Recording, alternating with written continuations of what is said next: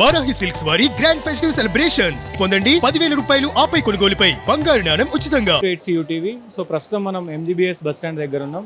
So MGBS bus స్టాండ్లో పెద్ద ఎత్తున అంటే సంక్రాంతికి అందరూ కూడా దాదాపు వెళ్ళిపోయారు. ఎందుకంటే రేపు ఒక్కరోజే సమయం ఉంది కాబట్టి దాదాపు అందరూ కూడా కిక్కిరిసిపోతున్నటువంటి ఈ సమయంలో మొత్తం ఎంజీబీఎస్ కూడా ఒక్కసారిగా మీరు విజువల్స్ చూస్తే మొత్తం కిక్కిరిసిపోతుంది. దాంతో పాటుగా ముఖ్యంగా ఈ ఎంజీబీఎస్లో ప్రత్యేక బస్సులు కూడా నడుపుతూ ఉన్నారు ఆంధ్రప్రదేశ్కి, అలాగే టువర్డ్స్ తెలంగాణకు కూడా మొత్తం కూడా పెద్ద ఎత్తున బస్సులు నడుపుతూ ఉన్నారు. నాతో పాటు డిపోకి సంబంధించినటువంటి సుఖేందర్ గారు ఉన్నారు, మాట్లాడించే ప్రయత్నం చేద్దాం. అసలు ఎన్ని బస్సులు నడుపుతున్నారు, ఎలాంటి చర్యలు తీసుకుంటున్నారు అడిగి తెలుసుకుందాం. సార్ నమస్తే. సో ఎట్లాంటి ప్రయాణికులకు ముఖ్యంగా ఎట్లాంటి భద్రత పరంగా కానీ సేఫ్టీ పరంగా కానీ ఏం చెప్తా ఉన్నారు, ఎన్ని బస్సులు ప్రత్యేక బస్సులు నడుపుతా ఉన్నారు? మనం ఈ సంక్రాంతి సందర్భంగా దాదాపు 6,400 బస్సులని మనం ప్లాన్ చేయడం జరిగిందండి. నిన్న మొన్న కూడా రోజుకు దాదాపు 600 పైచలకు బస్సులని మనం అదనపు బస్సులని నడపడం జరిగింది. ఈరోజు కూడా ఈ సమయం వరకు దాదాపు ఒక 530 బస్సులను హైదరాబాద్ నుంచి అంటే ఆరంగడ్ కావచ్చు, ఉప్పల్ కావచ్చు, జేబీఎస్ కావచ్చు, అన్ని ప్రాంతాల నుంచి ఇప్పటివరకు 530 బస్సుల్ని మనం అదనంగా నడపడం జరిగింది. ఒక ఎంజీబీఎస్ నుంచి ఈ టైం వరకు 162 బస్సులను మనం అదనంగా నడపడం జరిగింది. ఈ ప్రయాణికుల రక్షణ పరంగా అంటే మేము దాదాపు మాకు రెగ్యులర్గానే ఎంజీబీఎస్లో 80 మంది సెక్యూరిటీ వాళ్ళు విధుల్లో ఉంటారు. వీళ్ళకి అదనంగా కూడా పోలీస్ వాళ్ళని కూడా మేము డిప్లాయ్ చేయడం జరిగింది. వాళ్ళ సెక్యూరిటీ పరంగా కూడా ఏదైనా పిక్ పాకెటింగ్ జరిగితే కూడా వెంటనే రియాక్ట్ అవుతూ ఉన్నారు. ఈ ట్రాఫిక్ కూడా ఇప్పుడు కొంచెం పెరిగింది, నైట్ కొంచెం ఎక్కువ ఉండొచ్చు అనుకుంటున్నాము. రద్దీకరంగా కూడా మేము ఆల్రెడీ బస్సులు తెప్పించి పెట్టాము. ఎంత రద్దీ వచ్చినా కూడా మేము బస్సుల్ని అందజేస్తాము. ప్రయాణికులు ఎవరు కూడా ప్రైవేటు వాహనాలకు వెళ్లకుండా ఆర్టీసీ బస్సులోనే ప్రయాణం చేయాలని చెప్పేసి మేము కోరుతాము. ముఖ్యంగా అయితే ఇప్పుడు రేపు పండుగ నేపథ్యంలో ఇంకా కూడా రద్దీ పెరిగే అవకాశం ఉంది. మరి ఎట్లాంటి చర్యలు తీసుకోబోతుంది? రద్దీ అనేది మ్యాక్సిమం ఈరోజు నైట్ వరకు ఉంటుందండి. రేపు పొద్దున కూడా కొంతవరకు ఉండొచ్చు అని అనుకుంటున్నాం. ఎందుకంటే రేపు భోగి పండుగ కాబట్టి ఈ పాటికి అందరూ వెళ్ళారు కాబట్టి. ఎందుకంటే శనివారం నుంచి మనకు హాలిడేస్ వచ్చాయి. ఆల్మోస్ట్ అంతా ట్రాఫిక్ అంతా కూడా క్లియర్ అయింది. ఎవరైతే ప్రైవేట్ ఉద్యోగులు ఎవరైతే ఉంటారో దగ్గర డిస్టెన్స్లో ఉన్న వాళ్ళు మాత్రమే రేపు మార్నింగ్ ఉండే అవకాశం ఉంది. సో వాళ్ళకు కూడా రేపు మధ్యాహ్నం వరకు కూడా ప్రత్యేక బస్సులు అందుబాటులో ఉంటాయి.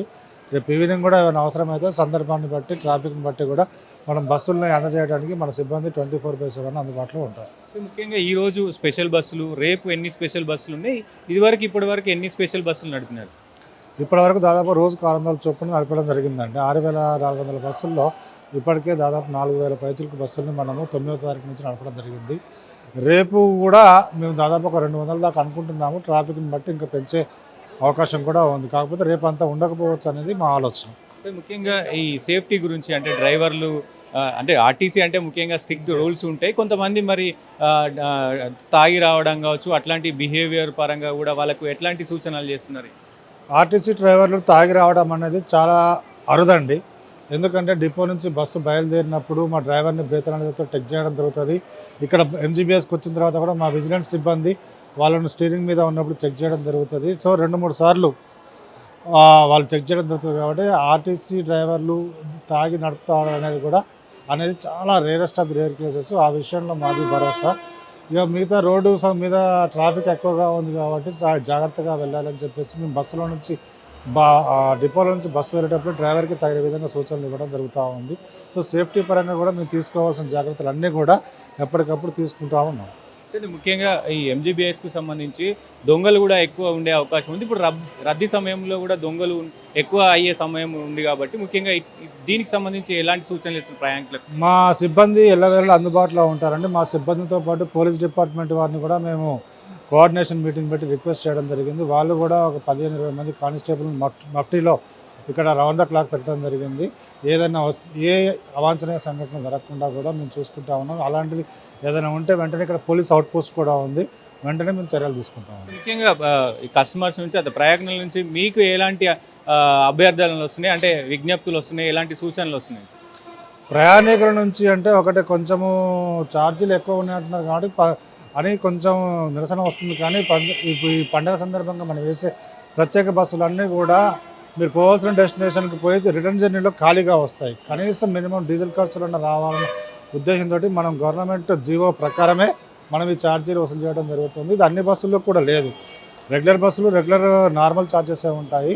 ఈ స్పెషల్గా వేసే ప్రత్యేక బస్సులు ఏవైతే ఉంటాయో వీటిలో మాత్రమే అదనపు ఛార్జీలు మనము వసూలు చేయడం గవర్నమెంట్ యొక్క జీవో ప్రకారం వసూలు చేయడం జరుగుతూ ఉంది. సో ఇది ఇప్పటి వరకు ఉన్న డీటెయిల్స్ అయితే ముఖ్యంగా ఎలాంటి ఘటనలు అయితే జరగలేదు. ముఖ్యంగా ప్రభుత్వం ప్రతిష్టాత్మకంగా ఈ ఏదైతే సంక్రాంతికి సంబంధించి కూడా ప్రత్యేకంగా అటు ఆంధ్రప్రదేశ్ నుంచి ప్రత్యేకంగా బస్సులు నడుపుతున్నారు, ఇటు తెలంగాణ నుంచి కూడా ప్రత్యేక బస్సులు నడుపుతూ ఉన్నారు. అటు 6,000 పైచీలకు బస్సులు అక్కడ ఆంధ్రప్రదేశ్ ప్రభుత్వం కూడా స్పెషల్గా నడుపుతుంది. ఇటు 6,000 పైచీలకు బస్సులు ఇటు తెలంగాణ నుంచి కూడా పెద్ద ఎత్తున నడుపుతూ ఉన్నారు. ముఖ్యంగా ఇక్కడ ఆర్టీసీకి సంబంధించి అయితే అందరు డ్రైవర్లకు కూడా పెద్ద ఎత్తున శిక్షణ, అందుకే ప్రయాణికులతోటి ఎలా ఉండాలి ఏంటి, ప్రయాణికులతోటి అంటే చాలా రద్దీగా ఉన్న సమయంలో వాళ్ళకి ఎలాంటి సూచనలు చేయాలి, ఎమర్జెన్సీ ఎగ్జిట్లో ఏదైనా జరగకూడదని జరిగితే వాళ్ళని ప్రయాణికులను ఎలా అలర్ట్ చేయాలి, అవి మొత్తం కూడా మేము అన్నీ చెప్తున్నామంటూ కూడా ఇక్కడ సిబ్బంది అయితే చెప్తా ఉన్నారు.